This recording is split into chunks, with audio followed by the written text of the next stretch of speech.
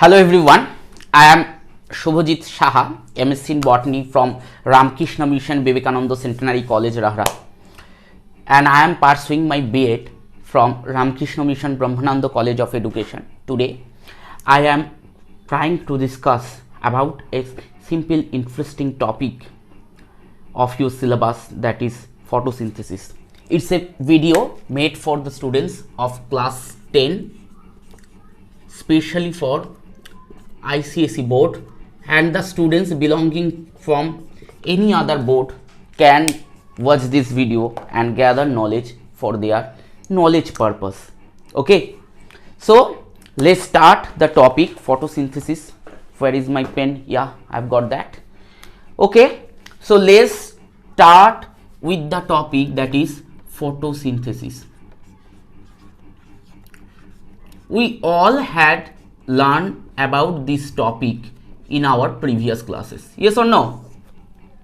Yeah, we had learned that in your 7th or 8th class we had learned about this topic. So towards some extent, okay, some extent we have learned that. Now we will learn in detail.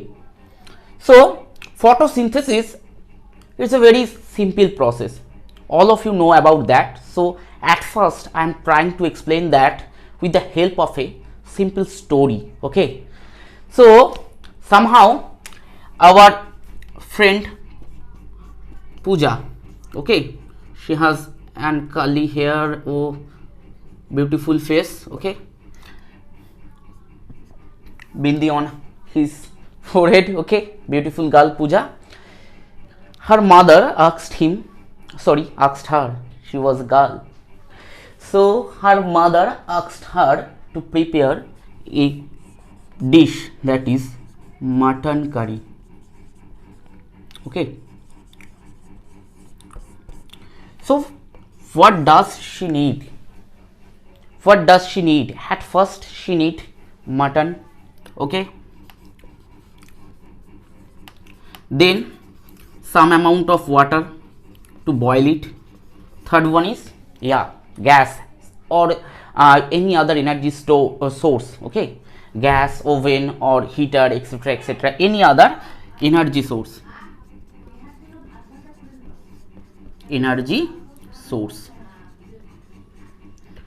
Then what do we need?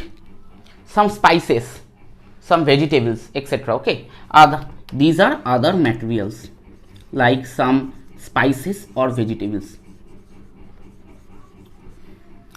So with these materials we can prepare this delicious dish, that is mutton curry. Some of us have a great eager to get this, okay. So we are comparing this with the process photosynthesis. So photosynthesis, in case of photosynthesis we need these kinds of material. Here Pooja is preparing food, okay. Where is she trying to make this? In his kitchen. Here a plant is trying to prepare its own food. Where is it doing this process? Okay, where is he performing this activity? If we personify this plant, it is trying to produce that inside its green parts. In our childhood we had read that the plant produces food in their leaves, but it's not correct, okay. Plants are not producing foods in their leaves, especially the green parts like leaves, fruit walls, okay, immature fruit walls and stem, etc. In all green parts plant can produce their own food material, okay. The green parts means the parts of the plant which contains chlorophyll, okay. The parts of the plant which contains chlorophyll is the green parts where the plant can produce their own food.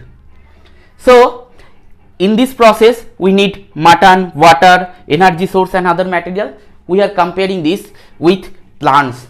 So what does the plant need? At first, instead of mutton it needs carbon dioxide from atmosphere, okay.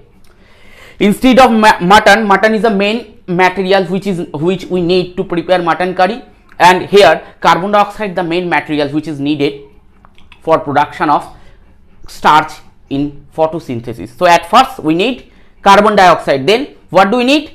We need some amount of water to reduce it, okay, like that, some amount of water. And we need to prepare a food, so we need some gas, oven, stove, etc., etc. In this way we need some energy sources for this photosynthesis process also. What's that? Yeah, you are right, it's sunlight. Without sunlight we can produce that. Here we can compare this sunlight with the gas or LPG cylinder and the material which is absorbing the sunlight, that is chlorophyll, which is also necessary for photosynthesis. We can compare this chlorophyll as a gas stove which is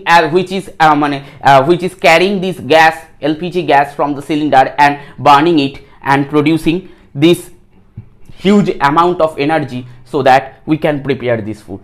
Okay, so in this process we had compared this photosynthesis with a simple dish preparing process, that is mutton curry, and we had compared that both of these. Okay, now we'll proceed towards our subject. At first we need to learn the term photosynthesis. We need to break this term photosynthesis. Okay, so if we need to break this term photosynthesis, what does it mean? Let's break it in two parts, photo and synthesis. Okay, we are breaking it in two parts. Oh my god, what happened? It's not working. Give me some time. Okay, maybe something is there. Okay, don't know. So at first we need to break it into, excuse me, so we need to break that term photosynthesis in two parts. Okay, we are breaking it in two parts, that is photo and synthesis. What does it mean, photo? Sir, we have seen photographs in our family albums, in our Facebook profile, in our Instagram profile and so on. Okay, we had seen that. These photos, what does it mean? Photo means light. Okay, when you are trying to click a picture with your mobile phone like this, the lights coming from your face, any other light sources, light is coming here, and after reflection it is going to your mobile camera and your picture is clicking by this process. You are getting your clear picture by this process. That means photo means light. Okay, so photo means light and synthesis means production of something. Photo means light and synthesis mean production of something. That means in presence of light, when something is produced, here this something is starch. Okay, I am writing down it in bracket, that is here starch is produced in presence of light. Where this reaction taking place? This reaction is taking place in green parts of the plant, and this process is known as photosynthesis process. Okay, so at first we look at the chemical reaction of photosynthesis. Okay, so if we write the chemical reaction of photosynthesis, then what should we get? It's 6CO2 plus 6H2O. Okay, both of these are reacting in presence of sunlight and chlorophyll, and it will produce glucose C6H12O6 and 6O2. Okay, it will produce glucose and oxygen. This glucose will be converted in starch and it will be stored in different storage organs of plant, like potato tuber. We are eating potato, it's a modified stem. Here this starch is stored in different parts of plants like fruits, leaves and any other roots. Okay, these parts are the storage organ of the plants. For different plants the storage organs are different, and here they are storing the starch after producing that in photosynthesis. They are fulfilling their requirement for photosynthesis. They are fulfilling their requirement for their body needs, and after that how much excess amount of starch is there, that is stored in different parts of the plant body. Okay, so it's the simple process of photosynthesis, and after this photosynthesis what we get? We get this starch and small amount of oxygen also. This oxygen is highly essential for our body. We know that without oxygen we can't live anymore. If someone has a lack of oxygen in his body, he or she can survive for 5 to 10 minutes. Somehow some people can't survive without oxygen for 2 to 3 minutes also. So photosynthesis is a highly essential process in our planet. Without photosynthesis we can't produce this, plants can't produce this oxygen. Okay, without photosynthesis the plants can't produce oxygen, and we can't breathe, we can't live without this oxygen. Can you understand, can you imagine that efficiency of this chapter? It's a highly efficient chapter in our syllabus, in our life, and so on. Plants are highly needed for us, so we need to save plants. We need to save plants, we need to plant plants, we need to conserve our environment. Without that we can't able to get that, and without this oxygen we can't live. It's truth. In COVID period we have seen that some people are dying due to lack of oxygen, because in nature there was a sufficient amount of oxygen, but the people who have severe breathing problem, they can't able to get sufficient amount of oxygen from nature, so we need to put some oxygen cylinder, oxygen concentrator, ventilator, etc. For those person. So it was not available at that time, so we have seen lots of people are dying without oxygen. So how much necessary is that? When the earth originates, the evolution is going on, at first no photosynthetic organisms are there. Okay, no photosynthetic organisms are there, and at that time the organisms, there are similar some unicellular organisms are there. Okay, some bacteria are there. These bacteria are producing their energy or producing their food material by some chemosynthetic reactions. That's not photosynthesis. Okay, there's some chemosynthetic reactions by which they are producing their own food material. But in case of this photosynthesis, plants has been originated and they are producing their food material by utilizing sunlight, which is highly efficient and highly and available in huge amount in our planet. At that time some chemicals are there that will help them to produce that are helping them to produce energy, but these chemical sources are not as much as so that they can cover this whole planet, but sunlight was highly available. Okay, sunlight was highly available, it was free of cost, so plants have created a plan and they have absorbed the sunlight with the help of chlorophyll and produces glucose or starch by the process of photosynthesis. Okay, it's the basic brief idea about photosynthesis. Now we'll proceed towards the depth of this chapter, so let's move on. So now we have discussed the reaction of photosynthesis. Now we will discuss about the site of occurrence of photosynthesis. What's that? Site of occurrence.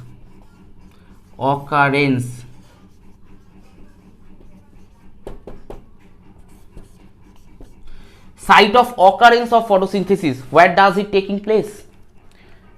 Where does it taking place? It taking place in the green parts of the leaf. Okay, green parts of the leaves, scientifically known as mesophyll cells. Leaves or stem, maybe it can be stem. Okay, it can be the fruit wall, immature fruit wall. Somehow you have seen a green guava, it also able to produce starch by the process of photosynthesis. Okay, so only green parts, that means leaves is not a correct concept. You can write that all the green parts of the plants and so on, which containing chlorophyll. Okay, which contains chlorophyll. chlorophyll. The plant parts which contains chlorophyll, these parts are producing the food material by the process of this photosynthesis. Okay, so the chlorophyll producing parts in the plant. So if we need to understand, then we had to get a green leaf. I had collected that from my garden. Okay, it's a green leaf. This green leaf, I cut that green leaf in a small part, and if we cut a section from it and put it in the slide, and after observing that on microscope, we will find some simple layers on that. Okay, we will find some simple layers on that. I am drawing that. It's the outermost layer. Okay, then we'll find some these cylindrical cells inside that.